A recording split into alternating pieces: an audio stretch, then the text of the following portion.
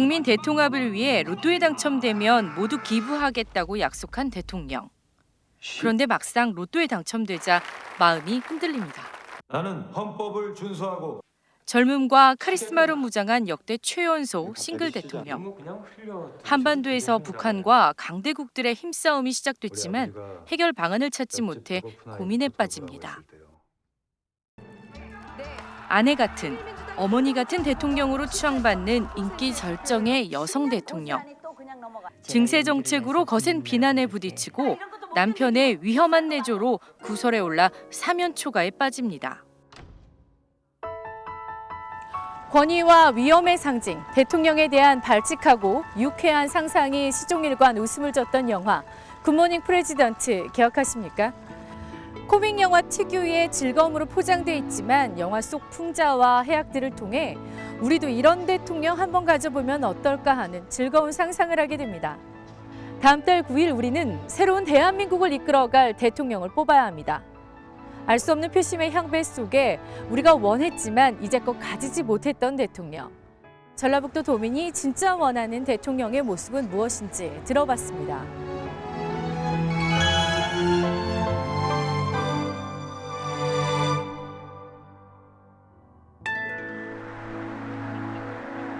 벚꽃이 활짝 핀 전주동물원을 뒤로하고 버스가 달리기 시작합니다. 덕진공원과 한옥마을에 이어 신시가지를 한 바퀴 돌아 혁신도시까지 승객을 태우고 내리기를 30여 차례. 1시간 20분의 운행을 마치고 나서야 버스는 종점에 다다릅니다. 운전대를 잡았던 정순호 씨가 불이 나게 화장실을 다녀오고 버스 구석구석 쓸고 닦습니다.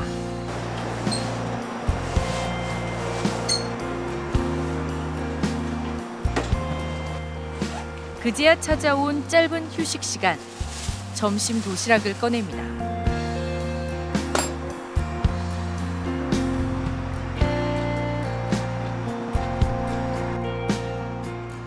한 푼이라도 아껴 생활비에 보탤 생각에 아내의 타박에도 도시락을 고집합니다. 매일 싸갖고 와요 그냥. 식비가 나오니까. 식비가 하루에 세 끼면 그것도 10,000원이잖아요. 그렇죠. 10,000원이면 한 달이면 10몇만 원 되니까 그것도 애들 학원비라도 할 수 있는 것이고. 이번 정류장은 고문입니다. 하루씩 걸러 새벽부터 늦은 밤까지 버스를 몰다 보니 나들이 한번 가기가 여의치 않습니다. 그럴 시간도 없고 또 그럴 여유도 안 되고 일요일에 한 번 쉰다고 해도 뭐 그런 타지로 갈 수 있는 그런 돈이 시작하는 것이고. 일한 만큼 정당한 대가를 받는 게 정순호 씨의 소박한 바람입니다.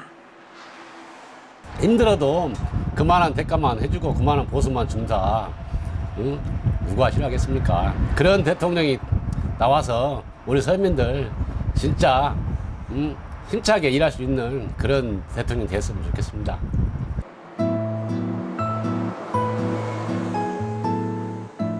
고시태를 나온 박성현 군이 발길을 재촉합니다. 1km가량을 걸어 도착한 곳은 대학교 도서관.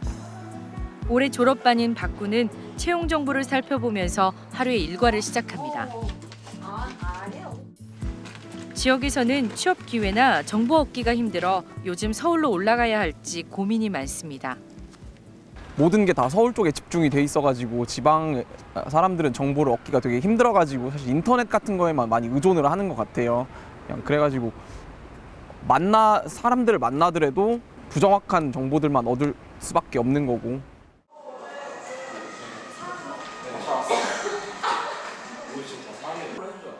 오랜만에 친구들과의 만남. 최대의 관심사는 단연 취업입니다. 모두 일자리를 찾아 수십 장의 원서를 냈지만 해마다 높아지는 취업 문턱에 좌절하기 일쑤입니다. 어렵사리 얻은 인턴도 이름만 그럴싸하지 열악한 처우에 또 한 번 좌절합니다. 대기업과 중소기업의 임금 격차를 줄이면 일자리 문제도 상당 부분 해소될 거라 믿습니다. 임금 격차가 너무 크게 벌어지니까 대기업 좀 20대 기업 이런 데 들어가면 평균 연금 3,000 넘고 3,500 뭐 이러는데 중소기업 들어가서 뼈 빠지게 일해봐야 200, 2,000 줄까 말까 하잖아요. 중소기업을 살리는 방향으로 좀 지원 정책들이 많아졌으면 합니다.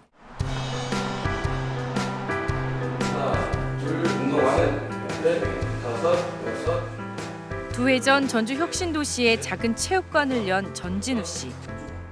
6년 동안 비정규직으로 일하면서 알뜰살뜰 모은 종잣돈으로 사업을 시작했습니다. 돈이 부족해 대출을 받았는데 은행 문턱은 너무 높았습니다. 이렇게 대출받기 어려웠었나? 이런 생각을 했었어요. 그래서 굉장히 고민도 많이 했고 힘들었었어요. 그때 스트레스도 되게 많이 받고 잠도 잘 못 잤습니다. 사업도 그리 녹록지 않습니다. 경기가 워낙 좋지 않다 보니 들쑥날쑥한 수입 탓에 결혼은 꿈도 꾸지 못합니다.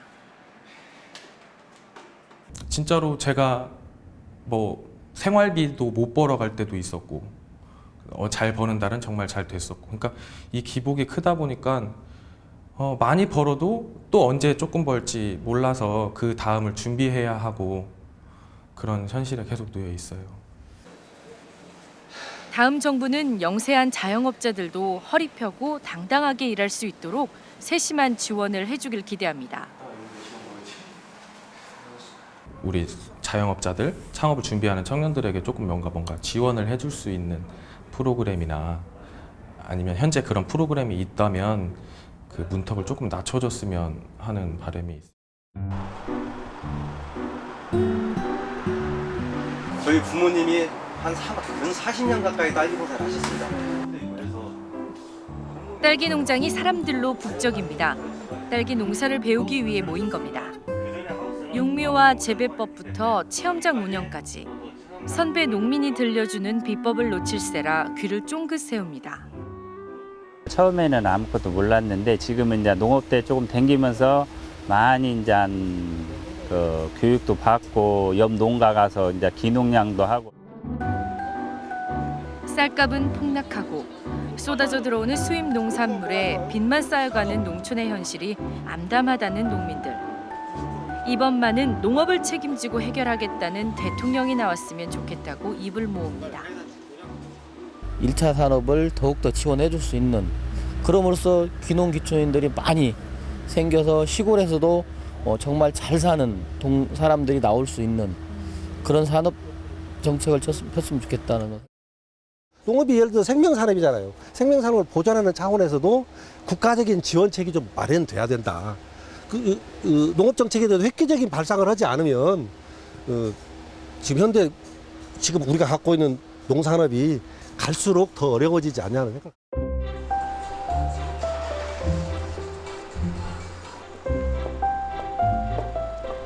전주 도심에 자리 잡은 한 갤러리.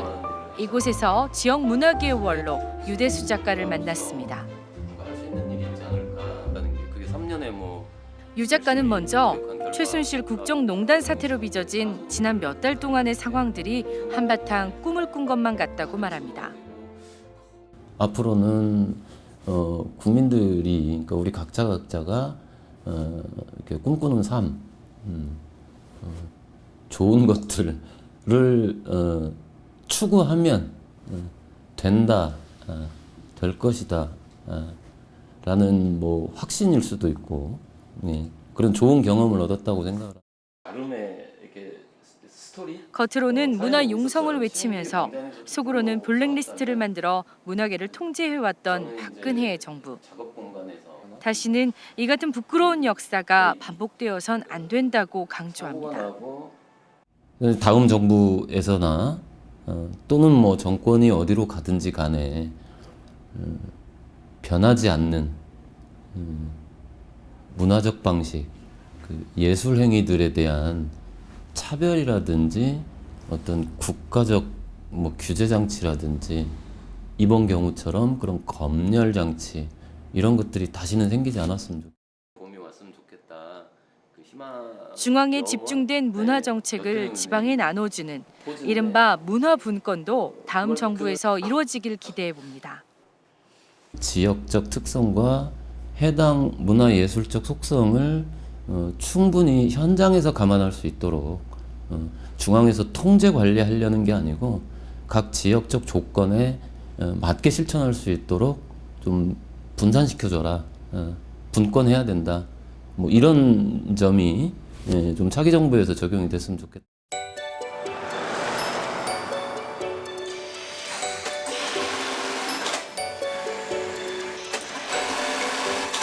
재봉틀이 가쁜 숨을 내며 쉴 새 없이 돌아갑니다. 1시간에 한 번씩 땡겨봐요.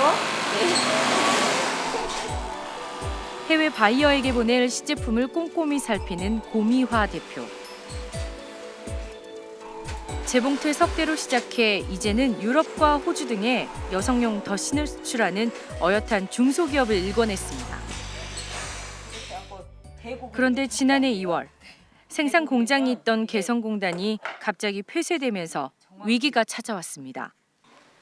덧신 한 켤레도 챙기지 못하고 쫓겨나듯 나왔던 그날이 아직도 생생합니다. 거기에 두고 온 덧신 하나하나 우리 자식이나 똑같은데 그거 빨리 찾고 싶고 또 그 기계들도 저희가 다 손때 묻은 것들이잖아요. 빨리 기계도 사람도 개성공단도 열려서 일을 같이 하고 싶고요. 생산 공장을 베트남으로 옮겨 가까스로 위기를 모면했지만 개성공단 폐쇄로 입은 손실은 지금까지 누구 하나 책임을 지지 않고 있습니다. 그 제품과 기계만 해도 뭐 그 21억 턱도 없는 돈이에요. 그래서 저는 정말 그 개성공단이 열리는 것이 저희들의 꿈이지만 그게 안 되는 경우에는 그 직접 보상, 그 나머지 부분에 대해서 그 보상이 꼭 이루어져야 된다고.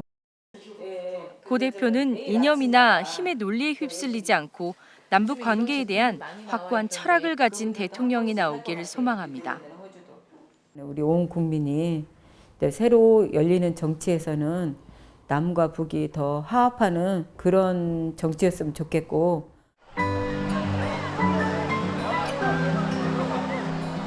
점심을 알리는 종이 울리자 조용하던 학교가 여학생들의 웃음소리로 가득합니다.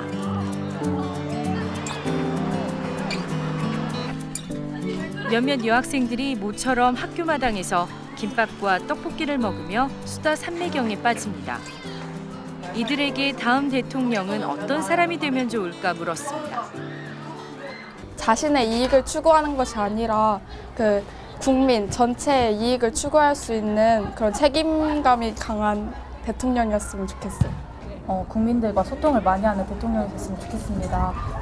정부가 일본 측에게 할머니들에게 정확히 사과나 보답을 제대로 했으면 좋겠어요. 그러한 할머니들이 사과를 받을 수 있도록 새로 들어선 정부가 그런 일을 좀 해줬으면 좋겠어요. 무엇보다 학생들이 꿈과 희망을 찾을 수 있도록 지금의 줄 세우기식 대학 입시 제도를 바꿔달라고 목소리를 높입니다. 공부할 시간만 많고 자기의 꿈을 탐색할 수 있는 기회를 가질 수 있는 시간은 적거든요. 그래서 그 시간을 조금이나마 더 확보해 주셨으면 좋겠어요.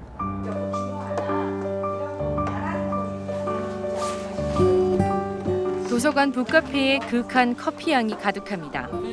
몇몇 주부들이 커피를 마시며 세상 돌아가는 이야기에 시간 가는 줄 모릅니다. 일주일에 한 차례 독서 모임을 하는 날이지만 오늘은 얼마 전 있었던 대선 후보들의 TV 토론이 화제에 올랐습니다. 누가 이빨이 센가에 대해서 사람들이 집중을 했고 그 관심이 이슈를 끌기도 했어. 정치 수준 이게 좀 높아진 것 같아. 그렇게 된 것 같아. 그리고 또 관심도 훨씬 많아지고 정치에 대해서. 대화 주제는 정의가 바로 서는 대한민국으로 옮겨갑니다. 좀 억울한 사람이 적게끔 정의는 이기는구나. 도덕이 이기는구나. 바르게 살아야겠구나. 이렇게 애들이 마음을 좀 가져줬으면 좋겠는데 요즘 우리 사회는 점점 그거를 잃어가고 있고 정치인들은 몇십억 몇백을 해도 법에 도척이 안 되면 그냥 이걸 빠져나가면 그냥 무죄가 되는 거예요. 어떤 건지는 모르지만 공부하는 기계만 양성하는 지금의 한국 교육에는 미래가 없다며 깊은 한숨을 내쉬기도 합니다. 정말 다를 것 같아. 딱 열어보면 남아있는 게 없어요. 10대 때나 20대가 되기 전까지는 인간적인 소양을 많이 기를 수 있는 그 어떤 거? 그렇지. 그런 작업을 충분히 한 후에 내가 뭘 할지는 나중에 정말 천천히 정해서 집중해도 괜찮을 것 같은데 요즘엔 너무 빨리 자기가 할 걸 정해야 되고 막 그 인성교육이 다듬어지기 전에 공부가 전부가 아닌 자기의 꿈을 가지고 이렇게 재능 있는 애들, 그런 애들을 이렇게 좀 이렇게 대통령이 그런 거를 이렇게 많이 이렇게 지원을 해주고 그런 거를 밖에 나가서가 다 왜 우리나라를 떠나겠어요. 아무래도 외국은 좀 자유롭잖아요. 그런 거에 대해서. 청소년들도 정치에 참여할 수 있도록 참정권을 보장해야 한다고 힘주어 말합니다. 독립운동도 전부 뭐 10대들이 했고 4.19 뭐 모든 우리나라의 위기 때마다 이 중고등학생들이 위주로 이 위기를 많이 헤쳐나왔는데 정작 선거권은 공부라는 것 때문에 어리다고 아니면 공부해야 된다고 뭐 이런 이유 때문에 선거 연령을 지금 너무 높여놨고 그다음에 보수층이 자기네들 표 안 된다고 안 된다고 그러고 동감이에요. 그래서 선거권 주고 그러면은 이제 알아서들 얘네들을 위한 말하자면 우리 노인복지 하는 것처럼 얘네들을 위한 뭔가 정책을 세울 거야. 미래를 위한 정책. 그럼 미래를 위해서. 미래를 그래서 위해서. 저는 무엇보다 중요한 거는 투표권을 줘야 돼. 그래서 얘네들이 자기네 힘을 인식하게 해야 돼. 그러니까. 어둠이 내리기 시작한 저녁. 한 대학교에서 운영하는 평생교육원이 흥에 들썩입니다.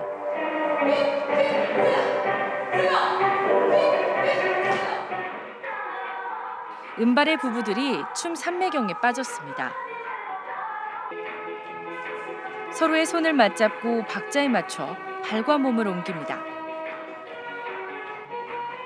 생소하고 어색하지만 부부가 서로를 보고 이렇게 웃어본 때가 언젠지 그저 즐겁고 웃음만 납니다.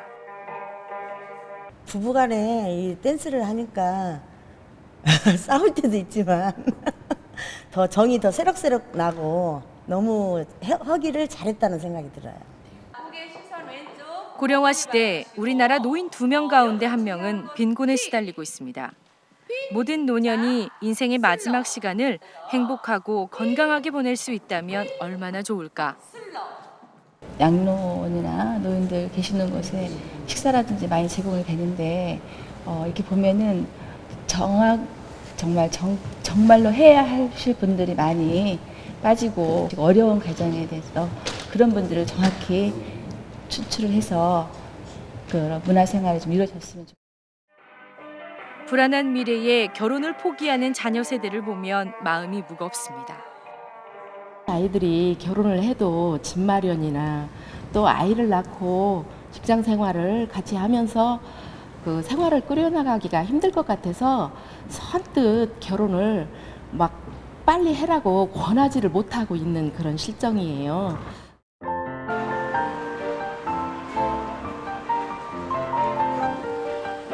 주말을 앞둔 금요일 밤. 전주 막걸리 골목에 있는 가게마다 사람들로 북적입니다. 막걸리 한 잔에 한 주의 피곤을 풀어내는 직장인들. 술자리가 무르익자 대선 얘기가 단연 화제입니다. 일자리 창출, 근로시간 단축 등 대통령 후보들이 내놓은 수많은 공약들. 연애, 결혼, 출산을 포기하는 이른바 3포 세대로 불리는 20, 30대 젊은이들에게는 여전히 남 얘기로만 들립니다. 돈을 쫓아가거나 뭐 부자가 되려고 하는 게 아니고 아무리 뭐 돈을 조금 벌더라도 자기만의 뭐 가족이 있고 여가 시간이 있어야 생활하는 의미도 있으니까 좀 그 50시간만 좀 지켜주시면은 뭐 일하는 거나 생활하는 데 큰 뭐 의미가 될 것 같습니다. 집에 가면요. 다른 생각을 할 겨를도 없이 바로 집에 들어가서 일을 하고 자고 바로 회사를 나가야 돼요. 이런 일이 365일 계속 된다고 생각해보세요. 어떻게 결혼하고 어떻게 애를 낳고 저녁이 있는 삶을 너무 원하고 그리고 저녁이 있는 삶을 사는 사람이 저는 더 양질의 삶을 살고 더 좋은 미래를 만들어 나갈 수 있다고 생각해요. 집 구하기가 너무 힘들고 전세도 구하기가 하늘의 별따기라서 저같이 이제 뭐 결혼을 준비한다거나 이렇게 신혼부부들이 조금 그 집을 뭐 전세를 구한다거나 구입을 하기에는 조금 능력이 많이 힘든 것 같아요. 저 같은 경우에도 1년 미루고 2년 미루고 이러다가 대통령 탄핵과 파면, 정치인들의 구태가 반복되면서 되레 정치에 대한 불신이 깊어진 것도 사실. 그래도 희망의 끈을 놓지 않습니다. 국민들이 살아갈 수 있는 그냥 뭐 인권보호를 좀 수호할 수 있는 그런 대통령이 좀 나아졌으면 좋겠어요. 대통령 임기가 끝나면 아름답게 자리에서 내려오는 존경받는 대통령이 나와주길 희망합니다. 정부를 위해서 일하는 사람들이 저는 권력을 위해서 일을 하기보다는 정말로 국민을 위해서 이바지할 수 있는 큰 거는 바라지 않거든요. 사소한 거 이거라도 좀 뭔가 변화를 해줄 수 있는 그런 공약을 꼭 실천해 줄 수도 있는 그런 분이 되셔가지고 국민의 사랑을 좀 받을 수 있는 그런 분이 되셨으면. 거리에 나가 시민 100여 명에게 차기 정부의 대통령이 갖춰야 할 가장 큰 덕목은 무엇인지 물었습니다. 책임감을 선택한 시민이 36%로 가장 많았습니다. 이어 도덕성 27.9%, 리더십 19.8%, 소통 10.8% 순으로 나타났습니다. 나라를 위기에 빠뜨리게 해놓고 아직도 자기는 그 책임이 없다는 식으로 그렇게 강변을 하는 것은 일국의 대통령으로서 책임지지 않는 그런 모습을 보인 것 같아서 매우 유감스럽게. 도덕성은 국정령의 가치관하고 연결이 된다고 생각을 해요. 그래서 국가의 책임자로서 무언가를 이끌어 나갈 때는 그 가치관이 가장 기본이 중심이 돼야 되는데. 새 대통령이 취임하면 최우선 해결 과제로 절반에 가까운 시민들이 부정부패 척결을 뽑았습니다. 꺼져가는 지역 경제의 불씨를 다시 살려달라는 간절한 바람도 23%로 뒤를 이었습니다. 부정부패가 확실하게 청산된 것 같지 않아서 앞으로 더 많은 노력이 필요할 것 같아요. 그래서 저는 부정부패를 최소 우선과제로 꼽고 싶습니다. 군산에는 현대 중공업이 지금 막 가니까 모든 일자리들이 없어져서 너무너무 힘들거든요. 그래서 그 일자리 지역 경제가 살아나야 모든 게 살 수 있다고 생각해요. 박근혜 전 대통령이 비선 실세 국정농단 의혹으로 파면에 이어 구속까지 된 상황에서 새 대통령에 대한 국민들의 눈높이는 어느 때보다 높습니다. 그만큼 새 대통령이 짊어지고 갈 국정은 녹록지 않습니다. 천리길도 한 걸음부터 민의를 정확히 읽어내는 것부터가 시작입니다. 대통령이 국민의 뜻에 더 적극적으로 귀를 기울이고 국민과 소통하는 대통령, 다시 민의를 정확히 읽어내는 대통령, 그리고 다양한 정치적 이해관계를 법치적 합리성에 의해서, 합법성에 의해서 잘 이렇게 해결해 나가는 대통령, 그리고 지역 간 불균형, 그리고 계층 간 불균형, 세대 간 불균형, 이념 간 불균형, 이런 다양한 갈등과 모순을 통합해 나가는 그런 대통령이 필요한 것 같습니다. 그것을 요약한 것을 다시 한번 보여줄게요, 여러분. 한 초등학교 4학년 교실. 오늘은 조금 특별한 미술 수업을 합니다. 앞으로 뽑힐 대통령은 여러분이 그 대통령이 어떻게 해줬으면 좋겠다는 여러분의 바람이 있겠죠. 선생님이 제안해 하얀 도화지 위에 새 대통령의 모습을 그리는 학생들.